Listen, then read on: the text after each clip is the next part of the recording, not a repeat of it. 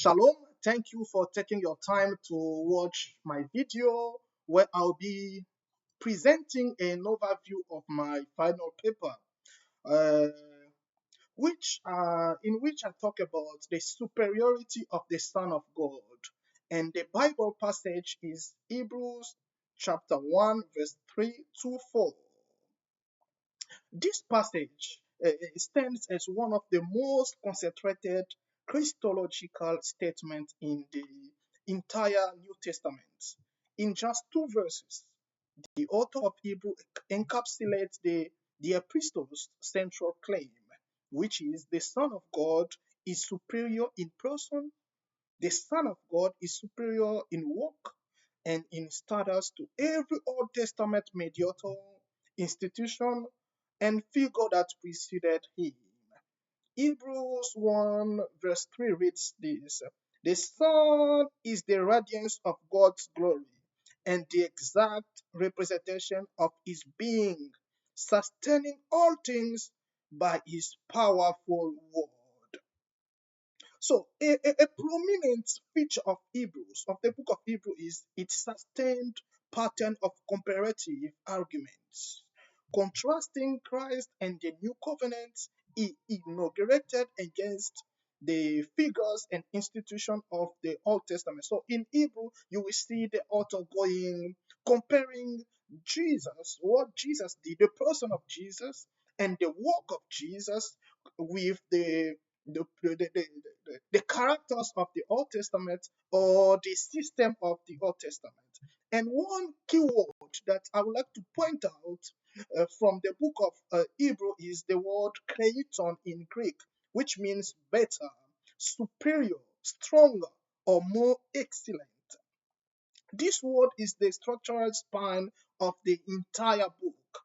It appears across a sweeping range of theological claims. You will see it in Hebrew 1:4, which says superior to the angels, in Hebrew 7:7 and 22, a better priesthood and covenant, in Hebrew 9:22, a better uh, sacrifices, in Hebrew 11:6, you will see the author says a better country, a better resurrection. In Hebrew 12:22, it says a better word than Abel's blood.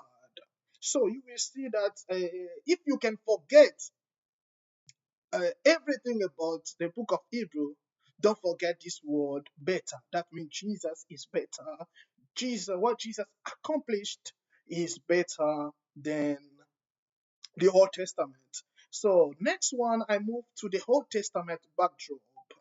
You will see that the identity of the divinely appointed Son bearing authority and glory is not embedded in Hebrews. It's drawn from a deep wells in the Old Testament tradition.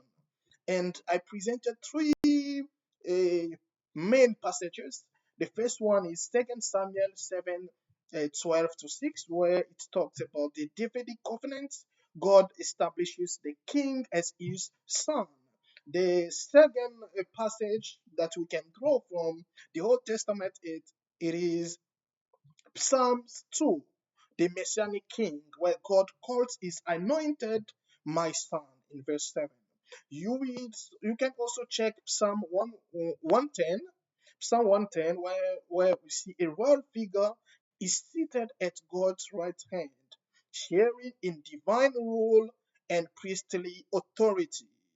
So this text is the Psalm 110 is the most frequently cited Old Testament passage in the New Testament. So if we look at the New Testament developments, if we move to the New Testament development, you will see that while the New Testament presents a rich, multi-voiced portrait of the Son, Hebrews uniquely synthesizes this tradition into a single, sustained argument. The synoptic gospel presents Jesus as the authoritative Son at his baptism and transfiguration, but Hebrews opening with a Son who is both the radiance of God's glory. So, if we can synthesize how Hebrew presents Jesus, we can say that Hebrews present Jesus as a son who is both the radiance of God's glory and the exact representation of his being, who, after accomplishing purification of sins, is enthroned above every angelic and priestly mediator that the old covenant had ever known. So, my exegetical summary is is this, that the book of the Hebrew, or the passage of Hebrews 1 verse 3 to 4, is built upon four major affirmations. The first one is the Son's divine identity, and the second one is the Son's sustaining power. The third one is the Son's priestly work, and the fourth one is the Son's exaltation. He sat down at the right hand of the majesty on high, invoking Psalm 110, verse 1.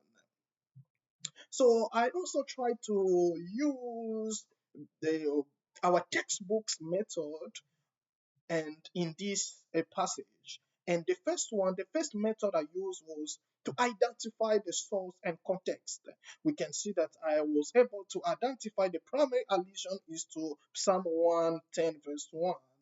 I also examined textual form. The author engaged both the Hebrew tradition, the Septuagint, reflecting a Hellenistic Jewish context where wisdom and royal psalms were read together as anticipating a final messianic figure.